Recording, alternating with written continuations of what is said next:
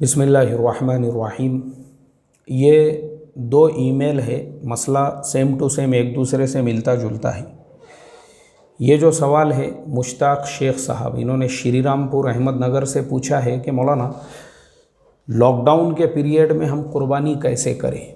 ये इनका सवाल है। और ऐसा ही एक ईमेल और है जिसमें जिन्होंने ईमेल किया है उनका नाम नहीं है। उन्होंने लिखा है, अस्सलामु अलैकुम, हमारा सवाल ये है कि एक आदमी अपनी तरफ से दूसरे मुल्क में कुर्बानी कर सकता है या नहीं कर सकता है, और हवाले के साथ में जवाब चाहिए। अब देखो, दोनों भी जो आपके मसले हैं, पहला जो मसला है मुश्ताक शेख साहब का श्री रामपुर से, वो मसला भी यही है कि देखो अभी लॉकडाउन में अगर महाराष्ट्र के अंदर कुछ कंडीशंस है या हमको बड़े शहरों के अंदर, अभी जैसे मिसाल के तौर पे पूना शहर है, बॉम्बे है, ऐसे बड़े शहरों के अंदर अगर कुर्बानी करना मुश्किल हो रही है तो हमारे सामने ऑप्शन ये है कि गाँव में, देहातों में हमारे जो जान पहचान में कोई है, हम उनको वकील बना सकते हैं।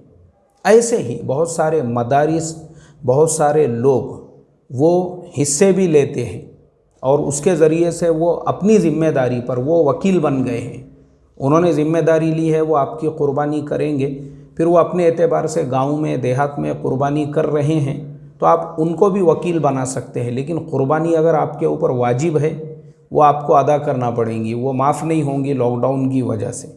आप अपने गाँव से बाहर, शहर से बाहर, बस्ती से बाहर कर सकते हैं। अभी आप दूसरा जो ईमेल था, एक मुल्क की कुर्बानी दूसरे मुल्क में, तो वो आपका जो सवाल का जवाब है वो हमको मिला है। इसके 5 हवाले हैं। अभी हम आपको पहले मसला बता देते हैं, उसके बाद में हम आपको हवाले देंगे। जिस आदमी पर कुर्बानी वाजिब है, अगर वो कुर्बानी के लिए रकम किसी और मुल्क में भेज दे और किसी और को कुर्बानी के लिए कह दे, तो इस तरह रकम भेजकर दूसरे मुमालिक में कुर्बानी करना दुरुस्त है। शरअन इसमें कोई कबाहत नहीं है। अलबत्ता इतनी बात ज़रूरी है कि कुर्बानी दोनों मुमालिक के मुश्तरका अय्याम में हो, यानी जिस दिन कुर्बानी की जाएगी वो दिन दोनों मुल्कों में कुर्बानी का मुश्तरका दिन हो, वरना कुर्बानी दुरुस्त नहीं होगी।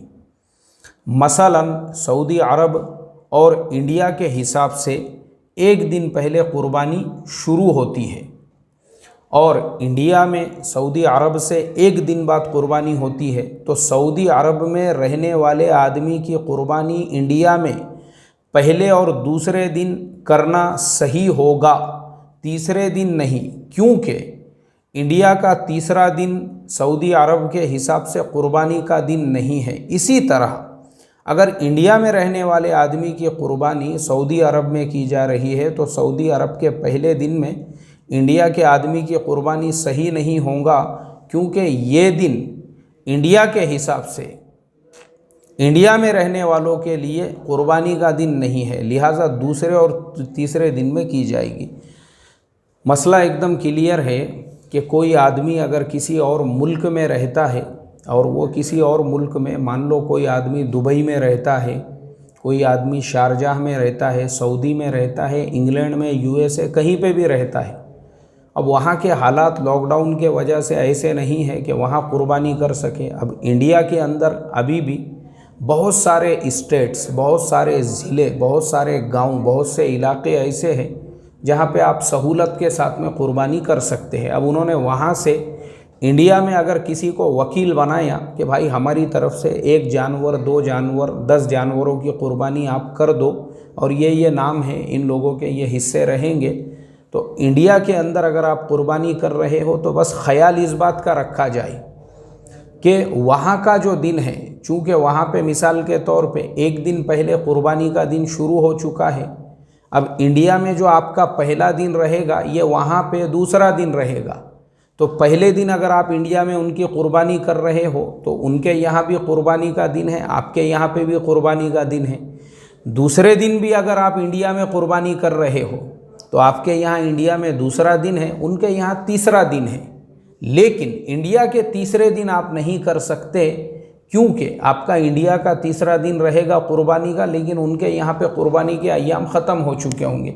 بس اتنا خیال رکھنا ہے، بس اس بات کا خیال رکھتے ہوئے اگر آپ انڈیا کے پہلے اور دوسرے دن ان کی قربانی کرتے ہیں تو وہ بالکل درست ہے، چاہے دنیا کے کسی بھی ملک کا رہنے والا انسان ہو وہ کسی بھی ملک میں کرا سکتا ہے۔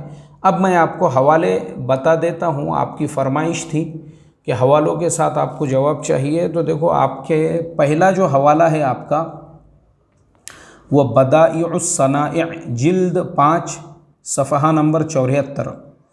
دوسرا حوالہ ہے فتاوی ہندیہ جلد 5 صفحہ 296، البحر الرائق جلد 8 صفحہ 175، اور اس کے بعد اور کسی کتاب کا ہے، ہاں شامی کا حوالہ ہے اور اس کی جلد 6 صفحہ نمبر 313 316۔ تو اس طریقے سے یہ ہماری فقہ حنفی کی جو مدلل اور معتبر کتابیں ہیں، تمام کتابوں میں اس کے حوالے موجود ہیں، تو بالکل کر سکتے ہیں۔ اللہ عمل کی توفیق عطا فرمائے۔ السلام علیکم ورحمۃ اللہ وبرکاتہ۔